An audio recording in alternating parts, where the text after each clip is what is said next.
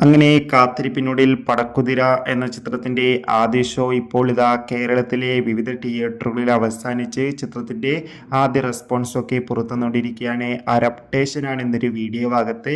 വീഡിയോയിൽ മുൻപ് video like ചെയ്യുക, ചാനൽ സബ്സ്ക്രൈബ് ചെയ്യുക. ഈ വരുന്ന ഏപ്രിൽ മാസം ഇനി അങ്ങോട്ട് ധാരാളം ചിത്രങ്ങൾ OTT റിലീസ് ചെയ്യും. നമ്മുടെ ചാനൽ ഭാഗം പരിശോധിച്ചാൽ നിങ്ങൾക്ക് കാണാൻ വേണ്ടി സാധിക്കുന്നതായിരിക്കും. അജു വർഗീസ്, ജോമോൻ ജ്യോതിർ, ഇന്ദ്രൻസ്, രഞ്ജി പണിക്കർ എന്നൊക്കെ പ്രധാന കഥാപാത്രങ്ങളായി ഇന്ന് റിലീസിനെത്തിയ ചിത്രമായിരുന്നു പടക്കുതിര.